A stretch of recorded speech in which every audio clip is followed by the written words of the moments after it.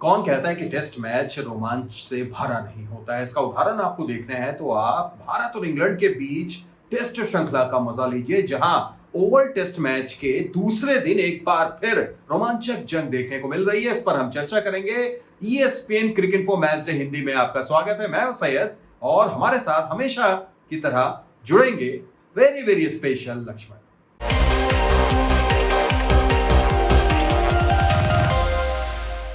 स्वागत है वीवीएस आपका ESPN cricket info match day Hindi में। या शुक्रिया शायद।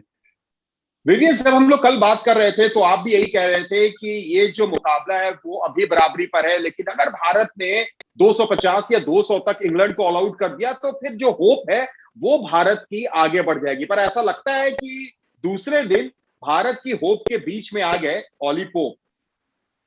जी हाँ, बिल्कुल। और शानदार अर्धशतक था। जरूर थोड़ा नाखुश रहेंगे कि एक बढ़िया मौका था उनके सामने शतक बनाने के लिए, और वो भी कमबैक मैच में, क्योंकि युवा खिलाड़ी है और उनका टेक्निक लाजवाब है। जिस तरह वो मानसिकता उन्होंने दर्शाया, पॉजिटिव अप्रोच के साथ वो बल्लेबाजी देखने को मिला था। लेकिन देखिए, जब 60 रन पे आप 5 विकेट गवा बैठते हैं तो मुझे ऐसा लगा कि 150 के अंदर उनका इनिंग्स समाप्त हो सकता था। लेकिन वो जो पहले साझेदारी जॉनी बेस्टो और पोप के बीच में, फिर पोप और मोइन अली के बीच में, और महत्वपूर्ण अर्धशतक क्रिस वोक्स, इसके कारण मुझे लगा कि लीड थोड़ा लंबा हो गया, बड़ा हो गया।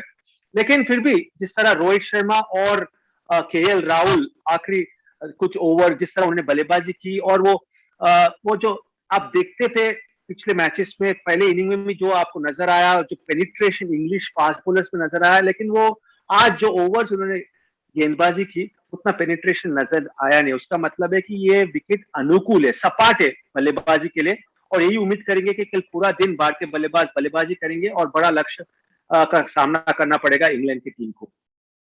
वीवीएस, मेरा जो अगला पॉइंट था आप उस पर खुद ब खुद आ गए कि क्या भारतीय गेंदबाजों में वो पैनापन नजर नहीं आया। मैं इसलिए कह रहा हूं कि जैसा आपने खुद कहा कि इंग्लिश टेल जिस तरीके से उन्होंने रन बनाया है 7वें विकेट के लिए, 8वें विकेट के लिए, 6ठे विकेट के लिए, यहां तक कि आखिरी विकेट के लिए भी एंडरसन और वोक्स के बीच में साझेदारी हुई। आप पूरा टेस्ट सीरीज में अब तक देखे जरूर, ईशांत शर्मा नहीं खेल रहे, मोहम्मद शमी जो बढ़िया रिदम में नजर आए चोट के कारण। मेरा मानना है कि चोटिल है, इसी वजह से इस मैच में उमेश यादव को उनके आगे खेलने का मौका मिला।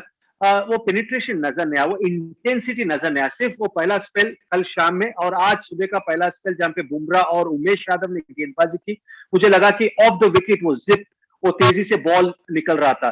कहीं ना कहीं मुझे लग रहा है कि बुमराह टायर्ड है, क्योंकि देखिए, तेज गेंदबाजी जब आप करते हैं तो वर्कलोड, जिस्म के ऊपर काफी ज्यादा वर्कलोड आ जाता है, काफी ज्यादा मुश्किल का सामना करते गेंदबाज।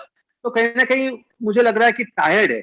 और सिराज भी बहुत कम बार आप देखते हैं सिराज को 130 से कम गति से गेंदबाजी करते हुए। तो उसका मुख्य कारण ये रहेगा कि 3 मैचेस में जिस इंटेंसिटी के साथ, जिस ऊर्जा के साथ उन्होंने गेंदबाजी की, वो बॉडी थोड़ा जरूर टायर्ड हो गया होगा, और कहीं ना कहीं एक निखिल कैरी कर रहे होंगे।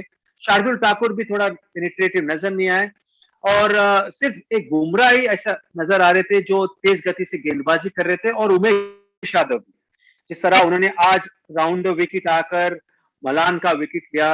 और जरूर कल शाम में बॉल ऑफ द सीरीज मेरा मानना है कि जिस तरह जो रूट को उन्होंने आउट किया, तो a combination of tiredness and probably carrying Nicholls ये हो सकता है। और जडेजा के लिए मैं हमेशा यही सोचता हूँ कि अगर विकेट में उतना परचेस है नहीं, तो जडेजा ओवरसीज कंडीशन में, खासकर पहले इनिंग में, उतना प्रभावित कर नहीं सकते। दूसरे इनिंग में जरूर विकेट अनुकूल हो जाएगा स्पिन गेंदबाजों के लिए। तो कहीं ना कहीं मुझे लग रहा है कि टायर्ड है इंडियन फास्ट बॉलर्स। बिल्कुल, आपने मौके की बात की है वीवीएस, और एक खिलाड़ी को मौका मिला चोट से उबरने के बाद उसने वापसी की। हम बात कर रहे हैं क्रिस वोक्स की, और क्या कमाल की वापसी। पहले गेंद से 4 विकेट, फिर बल्ले से अर्धशतक, और उन्हीं की बदौलत इंग्लैंड 99 रन की बढ़त तक भी पहुंच पाया। जी हाँ, बिल्कुल। देखिए, अंडर रेटेड क्रिकेटर है। मेरा मानना है कि खासकर इंग्लैंड के कंडीशंस में एक परफेक्ट ऑलराउंडर है, क्योंकि उन्होंने टेस्ट मैच क्रिकेट में शतक भी बनाया था। मेरा मानना है कि इंडिया के खिलाफ ही था वो शतक लॉर्ड्स में। और गेंदबाजी भी जबरदस्त कर सकते हैं, और जब भी जिमी एंडरसन रिटायर हो जाएंगे तो ये उनके प्रमुख गेंदबाज बन सकते हैं जोफ्रा आर्चर के साथ, क्योंकि जबरदस्त रिस्क पोजीशन है उनका, और स्विंग बेहतरीन तरीके से वो कर सकते हैं और बल्लेबाजी में भी योगदान दे सकते हैं। और 1 साल के बाद जब आप टेस्ट मैच में वापसी कर रहे हैं और बल्ला और गेंद के साथ जब आप इतना जबरदस्त प्रदर्शन करते हैं, तो क्यों खुश नहीं रहेंगे जो रूट, सिल्वरवुड और इंग्लैंड टीम के समर्थक। तो बढ़िया वापसी और देखिए उनका महत्वपूर्ण योगदान होने वाला है इस टेस्ट मैच में और जो खेला जाएगा ओल्ड ट्रैफर्ड में भी। और इसी वजह से बहुत कम बार होता है कि कोई भी खिलाड़ी 1 साल तक अंतर्राष्ट्रीय क्रिकेट नहीं खेलता है और बिना कोई फर्स्ट क्लास मैच खेले बिना आप उनको प्लेइंग 11 में शामिल नहीं कर सकते। लेकिन क्रिस सिल्वरवुड और जो रूट को पता है कि कितना महत्वपूर्ण प्लेयर है उनके लिए क्रिस वोक्स, इसलिए जब भी फिट हो गए थे इमीडिएटली प्लेइंग 11 में शामिल किया गया है उनको। बिल्कुल विवेश, चलिए जो हो गया सो हो गया, अब आगे क्या करना है उस पर हम बात करते हैं। थोड़ा सा फोकस करते हैं अब भारतीय बल्लेबाजी की तरफ। दूसरी पारी में रोहित शर्मा और केएल राहुल ने डटकर बल्लेबाजी की, एक अच्छी शुरुआत दिलाई है, नई गेंद का सही तरीके से सामना किया। लेकिन क्या यह सिर्फ एक शुरुआत है? क्योंकि अगर आपको बड़े स्कोर की तरफ जाना है तो इस पारी को बड़ी पारी में तब्दील भी करना होगा विवेश। देखिए मेरी हमेशा यही उम्मीद रहेगी रोहित और केएल राहुल या सभी भारतीय बल्लेबाजों से कि पोटेंशियल है उनके पास, काबिलियत है उनके पास, लेकिन पोटेंशियल के हिसाब से प्रदर्शन देखने को मिला नहीं है। लेकिन रोहित और केएल राहुल ये दोनों सलामी बल्लेबाज शानदार फॉर्म में है। हमने देखा लॉर्ड्स के टेस्ट मैच में, उसके पहले नॉटिंघम के टेस्ट मैच में टॉस हारने के बाद जिस तरह दोनों बल्लेबाज क्या शानदार रिदम में नजर आए थे। तो देखिए अगर ये टेस्ट मैच अगर भारतीय टीम जीतना चाहेगा तो जो भी बल्लेबाज स्टार्ट जिस बल्लेबाज को स्टार्ट मिलेगा उसको कन्वर्ट करना पड़ेगा, सिर्फ अर्धशतक में नहीं लेकिन एक शतक में। क्योंकि अगर 400-450 रन मार सकते हैं इस विकेट के ऊपर तो जरूर मानना पड़ेगा आपको। तो अगर वो जिम्मेदारी के साथ हर एक बल्लेबाज खेलेगा तो जरूर वो लक्ष्य हासिल कर सकता है। तो हर एक बल्लेबाज के ऊपर, सिर्फ राहुल और रोहित के ऊपर ही नहीं, हर एक बल्लेबाज के ऊपर वो जिम्मेदारी है। और मेरा मानना है कि वो मौका भी है उनके सामने, क्योंकि हाल ही में जो हुआ उसको आप भूल जाएंगे और जो होने वाला है उसके बारे में ज्यादा आप सोच नहीं सकते। जो होने वाला है कल प्रेजेंट में अगर रहेंगे तो जरूर शानदार प्रदर्शन देखने को मिल सकता है भारतीय बैटिंग लाइनअप से। बिल्कुल विवेश, एक आखिरी सवाल। आगाज तो अच्छा दिया है भारतीय बल्लेबाजों ने, अंजाम बहुत ज्यादा इंपॉर्टेंट होगा और अंजाम की जब हम बात कर रहे हैं तो तीसरे दिन भारत का लक्ष्य क्या होगा? दूसरी पारी में कितनी बल्लेबाजी की जाए और कौन सा ऐसा स्कोर है जहां पर दबाव इंग्लैंड पर बनाया जा सकता है? इसको ध्यान में रखते हुए विवेश, जो खबरें आ रही हैं वो ये है कि शायद तीसरे दिन ओवरकास्ट कंडीशन भी हो सकती है। देखिए अभी ओवरकास्ट कंडीशंस है या धूप निकलेगा ये ज्यादा मायने रखने वाला नहीं है। क्योंकि अगर भारतीय टीम को ये मैच जीतना है तो कौन से भी कंडीशन में, किसी भी वेदर कंडीशंस में आपको परफॉर्मेंस करना पड़ेगा। अदरवाइज आप आखिरी टेस्ट मैच में जाएंगे 2-1 पीछे।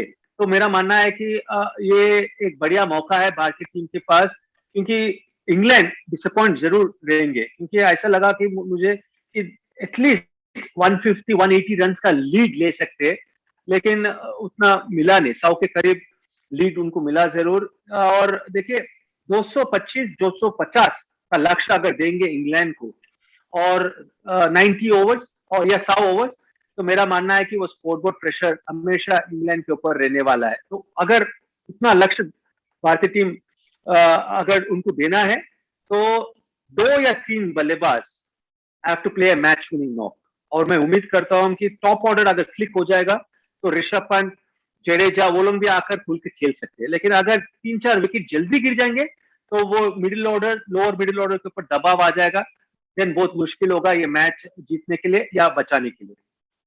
बेशक, बहुत बहुत शुक्रिया विवेश आपका बातचीत करने के लिए। तो बेशक तौर पर 325 से 330 विवेश कहते हैं कि ये भारत को बनाना चाहिए, क्योंकि 225 से 30 का अगर लक्ष्य मिलता है चौथी पारी में, कैसी भी कंडीशन रहे, तो मुश्किल हो सकती है किसी भी टीम को। चलिए, उम्मीद कुछ ऐसी रहेगी। दीजिए हमें इजाजत, फिर होगी चर्चा।